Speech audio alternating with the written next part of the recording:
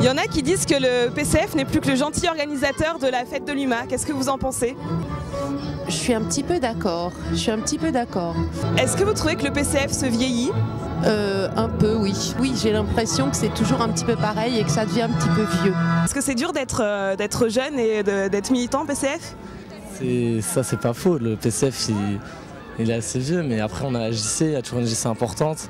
Donc les jeunes sont souvent à la JC. Après, c'est pas automatique qu'ils viennent au PCF ensuite, parce qu'il y a la LCR qui prend pas mal de jeunes. Mais le PCF vieillit, mais il y a toujours des jeunes. Moi, j'en fais partie, j'ai ma carte depuis un an. Et je ne suis pas le seul jeune de ma section, donc il reste des jeunes, mais c'est vrai qu'il est vieilli.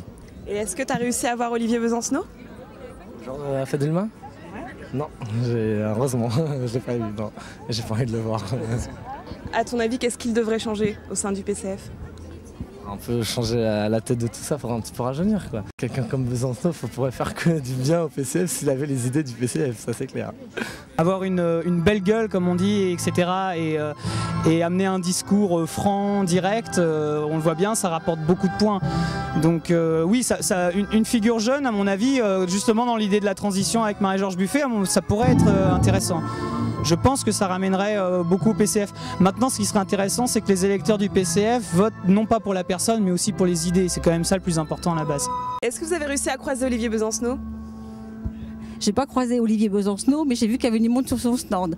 La seule chose que je dis, c'est qu'il vienne se mettre les mains dans le cambouis et après, d'accord, on verra ce qu'on peut faire avec lui. D'accord. Donc pour vous, il y a une réelle différence entre la LCR et le PCF. Laquelle est? La seule chose que je vois comme différence, c'est qu'il y a des valeurs qui peuvent être partagées, mais c'est comment effectivement on les partage concrètement sur le terrain.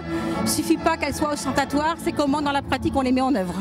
Il n'était certes pas révolutionnaire dans une pratique politique, mais c'est un homme dont la musique a une puissance, une force et qui sont révolutionnaires. La plupart des grands créateurs ont cette force, et Beethoven est de cela. Non, mais il y a toute une polémique sur la présence ou pas d'Olivier qui est absurde. Je veux dire, on vient chaque année à la fête de l'UMA. Olivier, chaque année, vient une journée sur deux. Il est resté hier toute la journée.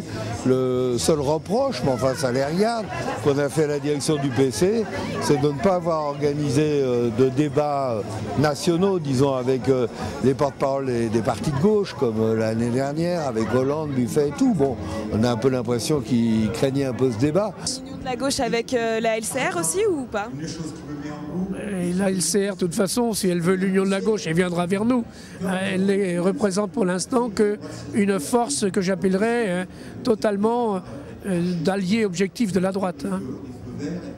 Au lieu de discuter des problèmes de fond, c'est comment résister à Sarkozy. Donc là-dessus, pour nous, pas de problème. On est pour l'unité d'action et on se bat pour. Par contre, il n'est pas question, dans les conditions actuelles, de faire ce qu'a fait le PC pendant des années, de se discréditer, aller dans un gouvernement PS qui mène une politique de droite.